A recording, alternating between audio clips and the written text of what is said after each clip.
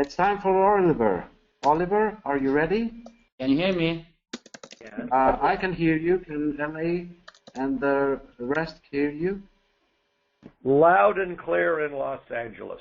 Fantastic. Okay, great. Let me say a few words and introduce Oliver Matar. He is the chairman of APT Facilitators, specialized in leadership and strategic planning.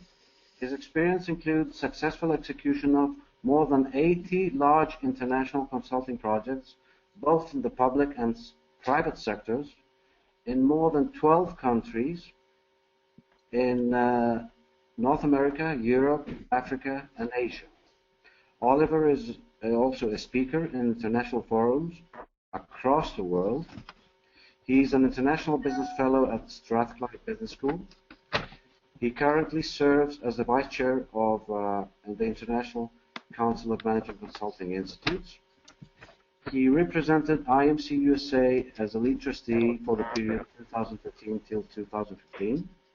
He's still a board member of IMC USA, and he's an author of two great books. The first one titled Counselors Beyond Knowledge, and the second one titled Eudaimonia Redemption. Oliver, the floor is yours. Well, good day, good evening, good morning, everyone. I'm very happy to be here, and I would like to thank Konstantinos and Jerry and all those, and Judy, all those who were working hard to make this happen. This is fantastic. I'm very thrilled to be with you. Let me try to answer the questions for the guidelines. So just to give you as a start, how did I engage, or how did I start to conduct international consulting projects? Basically, I have established my consulting practice in Dubai in the year 2003. And in the year 2004, I was working for a bank, and that bank had its headquarters in Paris. So the first international project that I did was that this headquarter asked me to do some work like business process improvement in Paris. And from there on, I had the opportunity and the luck to work in different countries. Mainly, most of the countries that I worked with were going in between sister companies. Like, for example, if I'm working in Dubai and they have a sister company in Egypt, or I'm working in Dubai and they have a sister company in Romania. So this is how I have started. Now I will speak about two specific engagements. One of them is how I have made an alliance with someone to work internationally, and another one how others approached me to work internationally. So the first one is I have been approached in 2009 by a French company to they looked at our website and they wanted to have a local partner to help them support organizations in reputation management, online reputation management. The second one, how people engage me, is through the ICMCI network. They have contacted me to do a project in Pittsburgh. And the key learnings out of my experience is that for the key success factors, patience and, of course, chemistry between the players, between the consultants, different consultants, it's very important, common understanding. The benefits and returns, obviously, it has, the learning is big. When you go cross-cultural and across countries, the learning is like triple. And it's very exciting. You meet lots of new people. And in addition to this, of course, you earn money. Now, the risks, I agree with the point that was raised by Soren.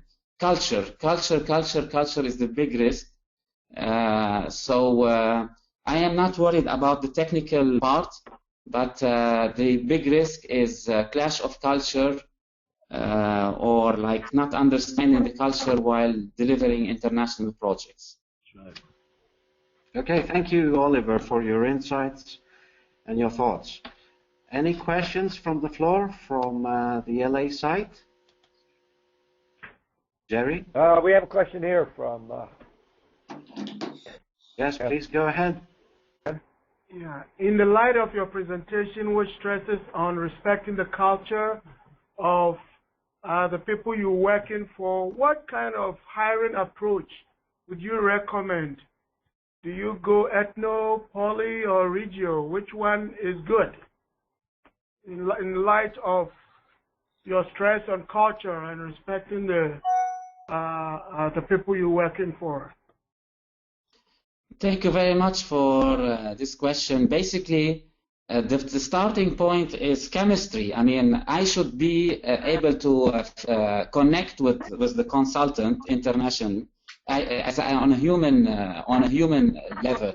And second is the expertise. Now, when it comes to the culture, it's always very important that the international consultant has a support, another consultant who was born and understand the culture.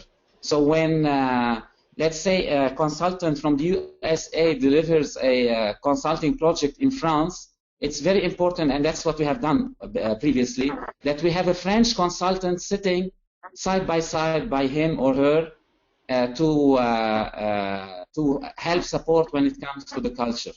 So number one is the human connection. Number two, the technical expertise, and to take care about the culture, always have someone local who is supporting. Did I answer your question satisfactorily? Yes, thanks. Okay. Another question. Yeah, Leon. About the culture, so I guess speaking the language or having a pretty good understanding of the language? We can hardly hear. He's at the far end of the table, and he said something about speaking English and... Here, in this country, English is not a foreign language, although sometimes it is. So I don't want to know how important it was that somebody be fluent to be able to articulate their thoughts in dealing with somebody in another country. In their language. In their language. Okay. There's a lot So basically, sorry. It's obvious. It's obvious. Yeah, it's obvious that if you speak the language, that is, of course, that's an added value. But my experience that this is not a must for successful delivery of international projects. English today is international language since long time, actually. So it's not a must to be able to be aligned and to understand the culture and to deliver projects successfully to speak the language. It's about the understanding of the aspirations, the goals, and how people think. It's more understanding the culture than speaking the language. So, did I answer the question? For you, Oliver. Yes, Sorry? thank you, Oliver. Mm-hmm. Thank you, Dean Oliver. has a follow-up question. Yes, Oliver. I was wondering, can you give me one quick example of a time you did not understand the culture? That's my question, and the results of that. I mean, I would like to do that, but I just want to tell you that my recollection is that I'm sorry to say, I'm not sorry, I'm happy to say it. I did not experience this. I did not experience this, but I know that my colleagues and competitors, they have experienced this, and I can see it. I can see it. I can see it with my clients. When I work with my clients, they tell me stories about other consultants. So thanks God, so far I did not face it. But I can tell you that, for example, one French company, this is like almost like a joke. One of their recommendation was in Saudi Arabia to change the Ramadan timing, for example, to increase productivity. So, so that is true. That is correct. But for us, fortunately, I don't know. I mean, I would like to tell you something, but I did not face any roadblock because I understand that it's very important, and I always take care that I take special care that the culture is number one. Okay, thank you, Oliver, very much. This panel took longer than expected. We're slipping on time. The key learnings from this panel, I noted down, is patience, chemistry at a human level, and most importantly, culture.